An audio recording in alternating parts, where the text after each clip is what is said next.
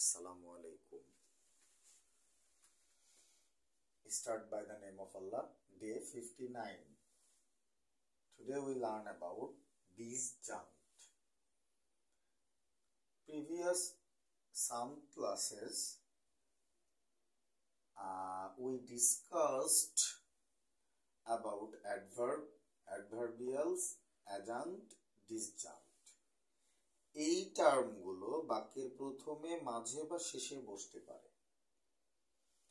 You can also watch day 58 for learning adjunct. Today we learn about actually what is disjunct.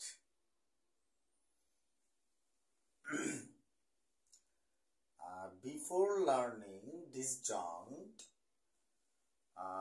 we must have knowledge about adjunct. Adjunct, which is internal optional part of a sentence. It can be single word adverb, adverbial, phrase or clause adverb, such as Sumaya came here yesterday. Here, the yesterday, this part is called adjunct because this part yesterday in the sentence Sumaya came here yesterday, this part yesterday is an internal part in a sentence, but yesterday this is optional part of a sentence. খাঁটি বাংলায় ইয়েস্টারডেটাকে বাদ দিলে Sumaiya came here এই অংশটুকুই পুরো সেন্টেন্সের অর্থ প্রকাশের জন্য যথেষ্ট হতো। অ্যাজান্ট বাদ দিলেও মূল বাক্যের অর্থ থাকে। এবার আমরা দেখব disjunct, which is called external part of a sentence. This disjunct expresses mood, attitude and sentiment of speaker related word. It can be opinion, surety, certainty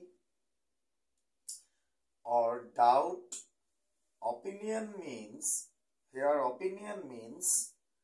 বক্তার ভিউ পয়েন্ট, স্টাইল অথবা কন্টেন্ট ডিসজাঙ্ক্ট বোঝাবে। আরেকটা বিষয় আমরা খেয়াল করি যে ডিসজাঙ্ক্ট সবসময় একটা সেন্টেন্সে কমা চিহ্ন দিয়ে মূল বাক্য থেকে পৃথক করা হয় বা করা যায়। যেমন এখানে আমরা দুইটা লাইন দেখি যে দেওয়ালে লিখিবেন না, লিখলে 500 টাকা জরিমানা।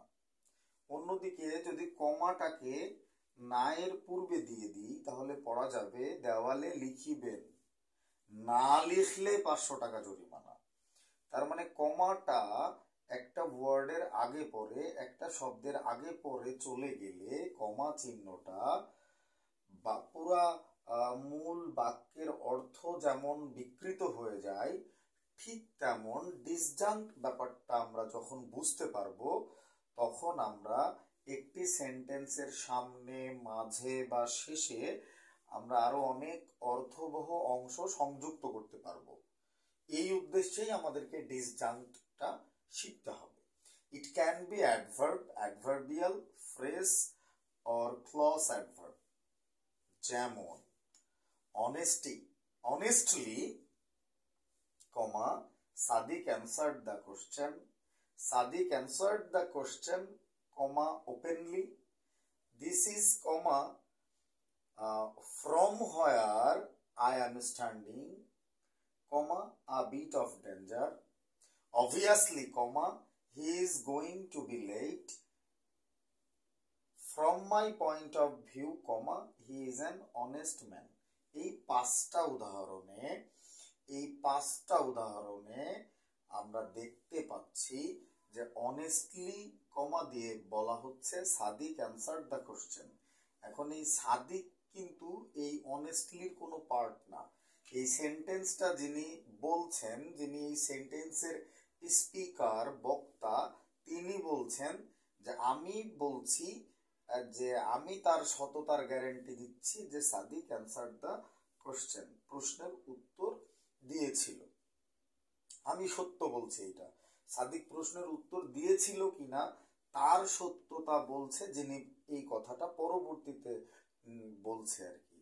সো এখানে অনেস্টলি একটা আলাদা বক্তার অর্থ বহন করার জন্য এখানে ব্যবহৃত হয়েছে। সো এইটা হচ্ছে ডিসজাঙ্ক্ট, যেটা বক্তার point of view, style, surety, opinion, মতামত, সার্টেনটি অর সন্দেহ, যে কোনো কিছু তৈরি করে একটা কমা দিয়ে মূল বাক্যের সাথে আগে, মাঝখানে বা পরে সংযুক্ত হয়। এই ব্যাপারটা একটা ডিসজাঙ্ক্ট এবং এটা একটা এক্সটার্নাল পার্ট। যেমন এখানে শেষে বসছে Sadiq answer the question openly. এখন কেউ একজন বলছে যে সাদিক প্রশ্নের উত্তর দিয়েছিল, এটা কেউ একজন ওপেনলি বলছে, সিক্রেটলি না, গোপনীয় না, এটা প্রকাশ্যে কেউ একজন বলছে সাদিক প্রশ্নটির উত্তর দিয়েছিল। সো এখানে এই শেষের অংশটুকু ওপেনলিটা হচ্ছে একটা ডিসজাঙ্ক্ট, কারণ এটা বক্তার একটা প্রকাশ্য অনুভূতি প্রকাশ করার জন্য ব্যবহৃত হয়েছে, কমা দিয়ে মূল বাক্য থেকে পৃথক অংশ হয়ে। এবার দেখছি আমরা this is from where I am standing a bit of danger. এখানে মূলত এই জায়গাটা দরকারই ছিল না, from where I am standing, this is a bit of danger, এতটুকুই যথেষ্ট ছিল। কিন্তু এই this is a bit of danger বাক্যটি যিনি বলছেন বক্তা, তিনি from where I am standing, যেমন বলি না আমি আমি এইখান থেকে দাঁড়িয়ে এখানে দাঁড়িয়ে থেকেই বলতে পারি যে ডিসজাঙ্ক্ট সম্পর্কে কেউই অত বেশি ভালো জানে না। যারা এসএসসি, এইচএসসি অথবা admission, medical admission, university admission, engineering admission, অথবা বিসিএস পরীক্ষার্থী, জব পরীক্ষার্থী, অথবা যারা আইএলটিএস করতেছে, ইন্টারন্যাশনালি ইংরেজি গ্রামার এবং ইংরেজি ভাষা চর্চা করছে, তাদের মধ্যেও ডিসজাঙ্ক্ট নিয়ে অনেক সমস্যা, অ্যাজাঙ্ক্ট নিয়ে অনেক সমস্যা। অ্যাডভার্বের পরে অ্যাডভার্বিয়াল, অ্যাজাঙ্ক্ট, ডিসজাঙ্ক্ট এগুলো স্টাডি করা খুব সহজ প্যাটার্নের কথা না, এগুলো অনেক সিলেবাস বহির্ভূত তথ্য। আমাদের একাডেমিক কারিকুলামে এই তথ্যগুলোকে খুব ভালো মতো শেখানো হয় না, তাই গবেষণা করে করে নিজ দায়িত্বে এগুলো শিখতে হবে। আমি শেখা শুরু করেছি, আপনারা তোমরাও শেখো, শিখতে থাক, ইনশাল্লাহ একদিন না একদিন আমরা ইংরেজি গ্রামারে এবং ইংরেজি ভাষা চর্চায় দক্ষ হবই। So this is from where I am standing, যেখানে আমি দাঁড়িয়ে আছি এখান থেকে বলতে পারি যে ইহা একটা ভয়েরই ব্যাপার, এই ঘটনাটা একটা ভয়েরই ব্যাপার, বিপদেরই ব্যাপার। আমার জায়গা থেকে বলছি, যদি তোদের যেতে ইচ্ছা করে ওই জায়গায় তোরা যা, আমি যাব না।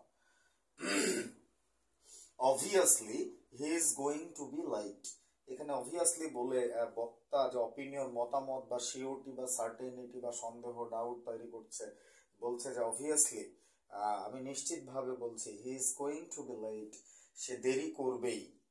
এই যে অবভিয়াসলি বলে এই he is going to be late, এই কাজটা কিন্তু হি করতেছে না, হি অবভিয়াসলি এই এই কাহিনীর ভিতরে নাই। এই ব্যাপারটা পুরো সেন্টেন্স যে বলছে বক্তা, সে তার অর্থ বহন করছে অবভিয়াসলি, সে বলছে অবভিয়াসলি, নিশ্চিতভাবে, সার্টেনিটি প্রকাশ করতেছে এইখানে, অথবা ডাউট তৈরি করতেছে যে he is going to be late, সে দেরি করবেই। সো এটা কমা দিয়ে পৃথক অংশ হয়ে অবভিয়াসলি অংশটুকু ডিসজাঙ্ক্টের কাজ করছে, এই ব্যাপারটাকে ডিসজাঙ্ক্ট বলে।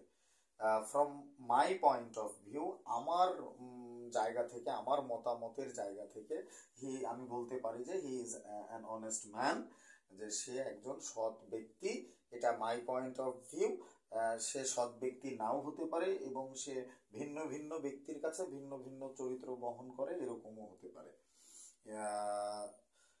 হচ্ছে ডে 1 থেকে ডে 59, 1 থেকে 59তম ক্লাস এবং ডে 58তম ক্লাস, সব কয়টা class or classes are available to YouTube বিশ্বজয়ের প্যারা, এবং আমার অন্যান্য সোশ্যাল মিডিয়াগুলোতেও পাওয়া যাবে ক্লাসগুলা।